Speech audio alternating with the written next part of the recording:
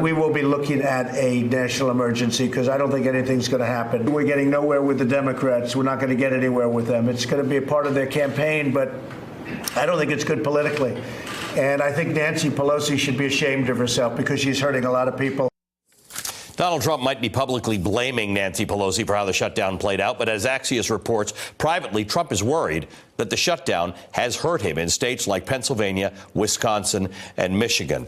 And somebody who knows those parts of the country very well is Michael Moore. He's an Academy Award-winning documentary filmmaker. His latest film, Fahrenheit 11/9, is now streaming on Amazon Prime. It's available on DVD, Blu-ray, and iTunes. Michael, good to see you. I definitely always got to get the plug in there, don't you? Got to get the plug in there. We just can't just get right to saving the country. No, we got to get the plug in. Yeah. Because pretty soon, if I do that for you, you're going to say something nice about Canada and single-payer health care pretty soon.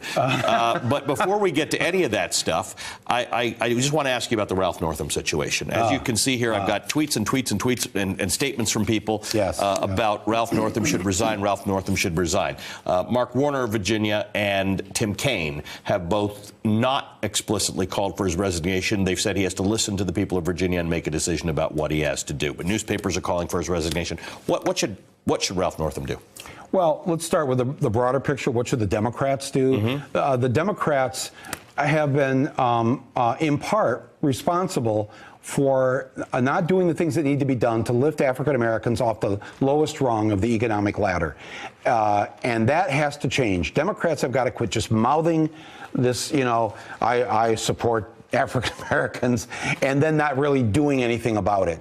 And, we had Democrats in charge for 8 years, and during that time, Flint, Michigan, the water gets poisoned, the Republican governor is responsible for this, and yet nothing happens. And it's an African American city. It's majority African American. That's the broad picture. The little thing that we've got to deal with right now is, are you telling me that during the commercial break, Ralph Northam did not resign? He did not apparently. He has not resigned. Yeah. He must be watching the cable news right now. Ralph, please. All right. You have to resign by the time the show's over. You know it. I know it. Everybody watching knows it. You need to, in fact, call in right now into the show if you could. The switchboard here at NBC, 212-664-4444. Ralph, call us right now.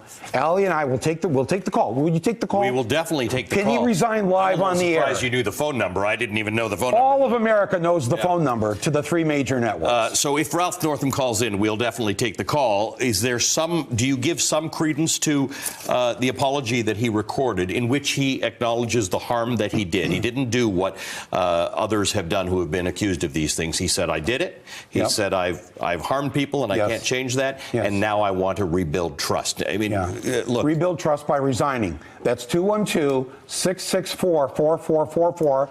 Allie and I can take your call live right now on the air. No, he has to go. All right. What he did, what he said, yes, but that doesn't matter. Our side doesn't tolerate this for 1 second. When was this announced? How many hours ago? I can't believe he's still the governor of Virginia. This very interesting. Needs to end by the end of the last word. Let's talk about the shutdown or the emergency declaration. The president today went out of his way to explain that a wall is being built. It's under construction now. He's lying. There are 0 miles of wall under construction, but this does seem to be a tactic he's using now. Let's just say it's being built, and maybe his base will support him, and the Ann Coulters of the world will say it's okay. This isn't going to work. He's not going to get his money for his wall. He's being warned, apparently, by Mitch McConnell not to declare a national emergency because that's going to run into problems, even with Republicans. Okay, so let's look at the positive of this. All right. Yes, Donald Trump lies 30 to 40 times a day, but he did give us a sliver of truth today, and that's when he did say, "I have other measures," and that he is putting it out there that he's going to declare this national emergency. I would take him at his word, because every now and then he actually blurts out what he's planning to do. For us to spend the next 2 weeks not thinking anything's going to happen, I mean, we really need to be prepared as citizens of this country for whatever he does with his national emergency. Right. Whether it's written on John Bolton's legal pad or not, let's start a war. Let's send troops to Colombia. That was kind of incredible. Well, it was incredible that it shows what they're thinking in basic wag the dog fashion here. they know that by starting a war, or having a crisis, some emergency, is a way to get people's minds off the real issue, right, that he is a colluder and that there is going to be an impeachment of him. He doesn't want anybody talking about that, so we spend all our time talking about the shutdown or this or that. But he already knows the shutdown isn't going to work again. He's got to do what got him elected.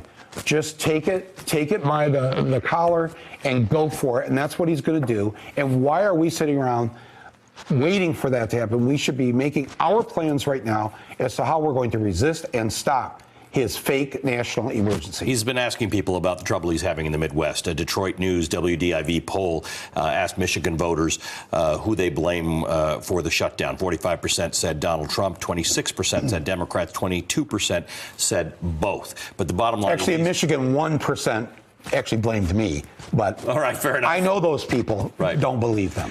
What do you... Donald Trump is having problems across the Midwest. He knows that. He's now, apparently, according to some reporting, asking advisors how he recovers his standing in Pennsylvania, Wisconsin, and Michigan.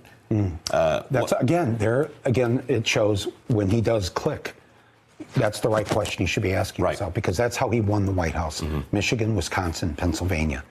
And they all tossed out the Republican in the governor chair, and they put a Democrat in November. That he can see the writing on the wall, that he's losing these key states that are now going back to turning blue, and so he knows that he should be thinking about Michigan, Wisconsin, and Pennsylvania. But how is he going to? In the town where I live, up in northern Michigan, it's a Coast Guard town. It's where one of the big Coast Guard stations are for the Great Lakes. And there were so many people affected by this in ways I think the people were surprised when you and others would show it on the news here, going to food pantries and not being able to pay the bills and getting eviction notices and things like that.